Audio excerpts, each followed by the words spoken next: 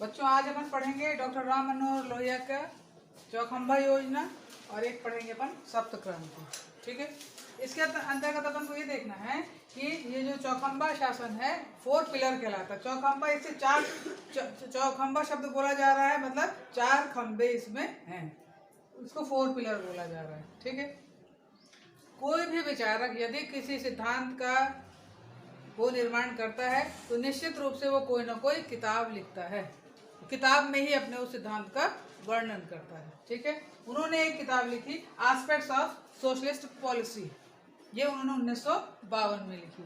और इसी किताब में उन्होंने चौखंबा शासन के बारे में उन्होंने बताया। चौखंबा जैसा इसके नाम से स्पष्ट है, 4 खंबे इसमें हैं। अब कौन कौन से खंबे हैं ये अपन को देखना है। पहला है ग्राम, फिर है मंडल, राज्य या प्रांत या केंद्र सरकार। ठीक है, मतलब ऐसा शासन व्यवस्था जिसको 4 भागों में बांटा जाएगा, केंद्र शासन, राज्य शासन, मंडल शासन और ग्राम शासन। मैंने इसलिए सबसे पहले ग्राम बताया था क्योंकि लोहिया जी का कहना है कि लोकतंत्र में शासन की जो शक्ति है वो नीचे से ऊपर आनी चाहिए।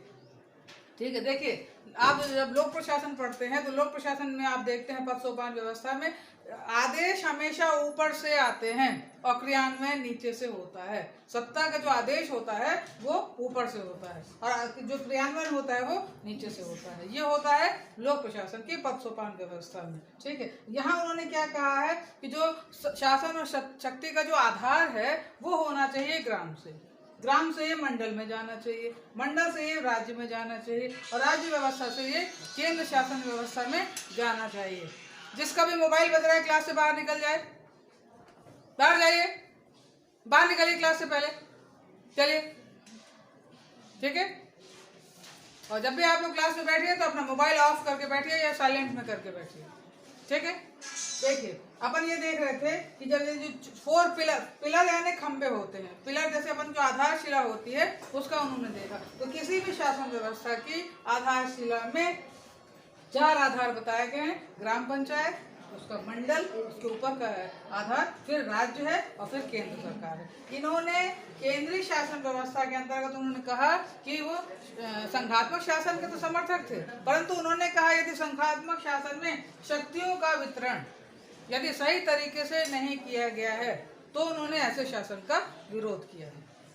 क्लियर, ये इनकी है चौखंबा योजना। उसमें ये देखा उन्होंने ये कैसे चलेगी। जैसे मान लीजिए ये जो राज्य की जो सशस्त्र सेना होती है उसका आधार जो क्रियान्वयन होगा किसके पास जाएगा, वो केंद्र सरकार के पास जाएगा। ठीक है, अब ये देखा ये जो सशस्त्र पुलिस है इनको कौन कंट्रोल करेगा, इनको प्रांतीय शासन कंट्रोल करेगी। ठीक, और ये जो अन्य पुलिस है इनको मंडल करेगी। तो कहने का मतलब ये है कि शक्तियों का वितरण भी होगा और शक्तियों का इंटरकनेक्ट जो होगा वो इस शासन व्यवस्था के अंतर्गत होगा। और इन्होंने ऐसी शासन की व्यवस्था की स्थापना क्यों की है, उनका कहना है क्योंकि देखिए मैंने आपको जब पहले दिन इनकी क्लास में पढ़ाया था आपको कि समाजवादी चिंतक ये कहलाते हैं और समाजवादी में चाहे वो शक्ति हो, सत्ता हो, उनका जो वितरण है समाज में होना चाहिए बराबर।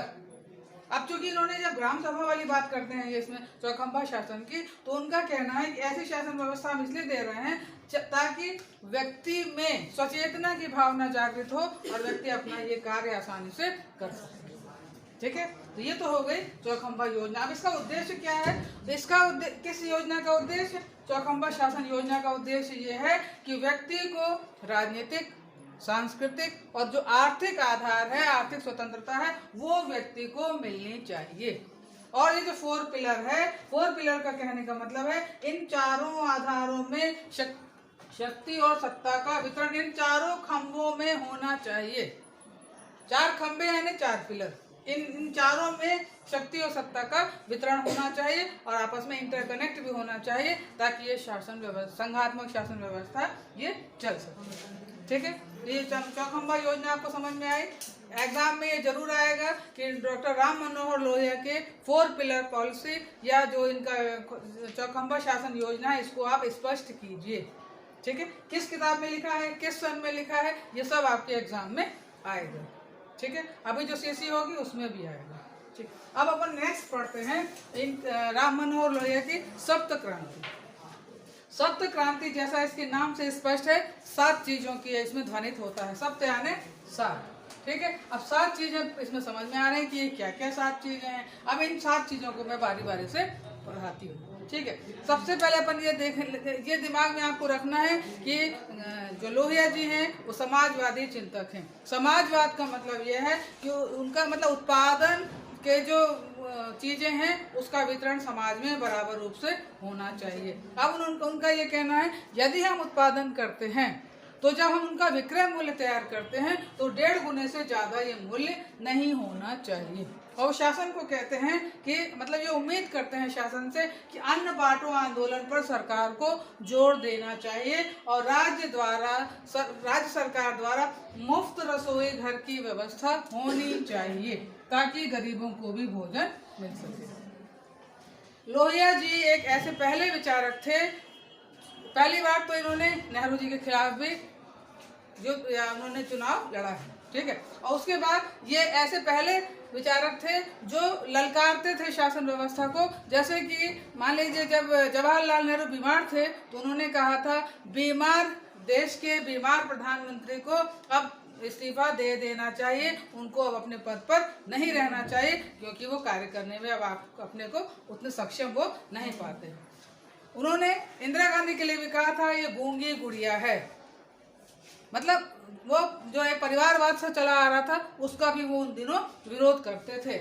और ये कहा जाता है कि जब संसद में बोलते थे जब लोहिया बोलता है तो तख्त डोलता है, इस तरह के विचार उनके थे। और इसलिए उन्होंने जब सप्त क्रांति का आंदोलन ये जो लाते हैं आह्वान, तो इन्होंने सिर्फ ये भारत के लिए नहीं किया था, ये इन्होंने पूरे विश्व में जो इन दिनों जो वातावरण चल रहा था उसको उन्होंने सप्त क्रांति के रूप में कहा और इसमें उन्होंने भारत के लिए भी आह्वान कर लिया था। अब अपन ये देखते हैं कि उन्होंने सबसे पहले सप्त क्रांति का आधार क्या था। तो पहली क्रांति ये थी स्त्री पुरुष में उनमें समानता होनी चाहिए। तो ये सिर्फ भारत के संदर्भ में नहीं था, उनका कहना था संपूर्ण विश्व में स्त्री पुरुष की समानता के लिए क्रांति होनी चाहिए। व्यक्ति को एकजुट करके इस यदि ये विषमता है तो इसका हमको सामना करना चाहिए, रणनीति बनाना चाहिए ताकि समानता हो सके।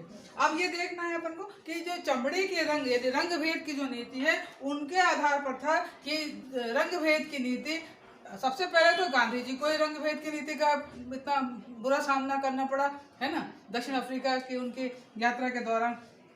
तो तब से जो विरोध चला आ रहा है उनका कहना था राजकीय, आर्थिक और ये जो दिमागी असमानता व्यक्ति के मन में जो रहती है उस आधार पर वो रंग भेद की नीति करता है, हमको इसके विरुद्ध क्रांति करनी चाहिए। ठीक है, तो पहले हो गई स्त्री पुरुष समानता होनी चाहिए। दूसरा ये जरूर लिखिएगा चमड़ी के रंग, फिर ब्रैकेट में लिखिएगा रंग भेद की नीति, क्योंकि उन्होंने इसी का विरोध किया और यही शब्दावली का उन्होंने उपयोग किया है। ठीक है, अब अपन को तीसरा ये देखें कि संस्कारगत, जन्मजात और जाति प्रथा, जो व्यक्ति जो जाति प्रथा के खिलाफ जो उन्होंने युद्ध लड़ा, उनका ये कहना था ये तो हमको करना ही होगा। इसके साथ साथ हमको पिछड़े वर्गों के लिए भी विशेष अवसर प्रदान करने चाहिए, जो कि आज राज्य सरकार, केंद्र सरकार और राज्य सरकार कर रही है। और ये आप देखिए ये जो ओबीसी शब्द आता है ये राज्य के नीति निर्देशक तत्व में दिया गया है कि राज्य का मुख्यमंत्री चाहेगा, राज्यपाल चाहेगा तो उस राज्य विशेष के लिए वो कार्य कर सकता है।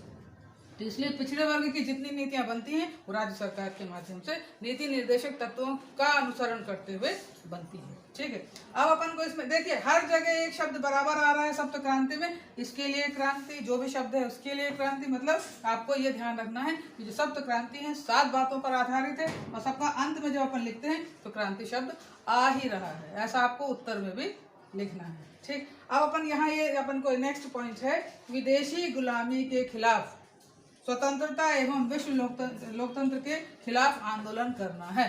तो विदेशी गुलामी पूरे विश्व में आज भी कई ऐसे देश हैं, मतलब ग्रेट ब्रिटेन इसलिए ग्रेट कहलाता है क्योंकि वो तो किसी के अधीन नहीं हुआ, परंतु उसके अपन लोग ही इतने दिन लगभग दास्तां अपन ने जो झेली, आज भी ऐसे यूएसए में कई ऐसे प्रांत हैं जो कि आज भी उनका कनेक्शन ब्रिटेन से है। तो उन्होंने मतलब उसके वो अधीन है वो देश प्रांत, तो ये जो विदेशी गुलामी का उन्होंने कहा है, ये संपूर्ण विश्व के लिए उन्होंने आह्वान किया कि हमको विदेशी गुलामी हटानी होगी, हमको स्वतंत्रता और विश्व के लोकतंत्र की हमको कर। देखिए ये भी एक लोकतंत्र का ही मॉडल है। तो उन्होंने कहा हमको ऐसा शक्ति का वितरण होना चाहिए कि विश्व में लोकतंत्र स्थापित हो, उस लोकतंत्र इसके खिलाफ क्रांति होनी चाहिए, इसलिए शब्द यहाँ आ रहा है क्रांति। ठीक है, अब ये देखना है निजी विषमताओं के खिलाफ और आर्थिक समानता लाने के लिए भी क्रांति। निजी विषमता सभी जगह है, पूंजी की असमानता, इस असमानता को कम करने के लिए उन्होंने कहा है हमको आर्थिक समानता लानी होगी और योजनाबद्ध तरीके से पैदावार बढ़ानी होगी। तब हम भारत में या अन्य जगह में हम इस तरह की समानता ला सकते हैं। इस समानता को लाने के लिए हमें क्रांति करनी होगी। क्रांति करना या आह्वान करना मतलब संपूर्ण जनता को एकजुट करने के लिए, आंदोलित करने के लिए आह्वान करना, उनमें उनको बूस्टअप करने के लिए उनमें एक मतलब जागरूकता फैलाना। ठीक है, अब यहाँ एक नेक्स्ट है निजी जीवन में अन्यायी हस्तक्षेप के खिलाफ लोकतंत्र पद्धति के लिए क्रांति। मतलब कुल मिलाकर यदि आप इनका देखेंगे तो समाजवाद की स्थापना यदि करना चाहते हैं तो उनको कहीं ना कहीं लोकतंत्र को मजबूत करना ही होगा। ये क्लियर हुआ? नेक्स्ट पॉइंट है अस्त्र शस्त्र के खिलाफ और सत्याग्रह के लिए क्रांति। देखिए प्रथम विश्व युद्ध होता है तो यूएनओ की स्थापना, इसके राष्ट्र संघ की स्थापना होती है लीग ऑफ नेशन की। ठीक है, तो ये माना गया कि द्वितीय विश्व युद्ध नहीं होगा, परंतु द्वितीय विश्व युद्ध भी हो जाता है। तो तृतीय अस्त्र शस्त्र जो देश जितना एकत्रित करेगा वो अपनी शक्ति उतनी ही बढ़ाएगा। तो उन्होंने कहा कि अब तृतीय विश्व युद्ध ना हो, इसलिए अब अस्त्र शस्त्र के खिलाफ लोगों को एकजुट, राष्ट्रों को एकजुट होना पड़ेगा और ताकि वो सत्याग्रह के लिए क्रांति कर सके। सत्याग्रह इसका नाम क्या है? इसको यदि अपन सत्याग्रह को तोड़ते हुए देखते हैं, हिंदी के विद्यार्थी यहाँ आप बनिए, तो सत्याग्रह को आप तोड़ करके देखिए इस शब्द को, तो कहते सत्य के लिए किया गया आग्रह सत्याग्रह कहलाता है। जो कि इन्होंने गांधी जी का कई विचारों का इन्होंने अनुसरण किया, तो उन्होंने सत्याग्रह के खिलाफ कहा है कि यदि कोई शासन जनता के लिए सहयोग नहीं करती, उसके अधिकारों का हनन करती है, उसके साथ विषमता की स्थिति लाती है, तो हमें उस शासन के लिए सत्य के साथ किए गए आग्रह के साथ हम उनमें क्रांति करेंगे। क्लियर? तो ये आपके हो गए आज चौखंबा शासन, 4 पिलर्स जो हैं यहाँ अपन ने देखी सप्त क्रांति।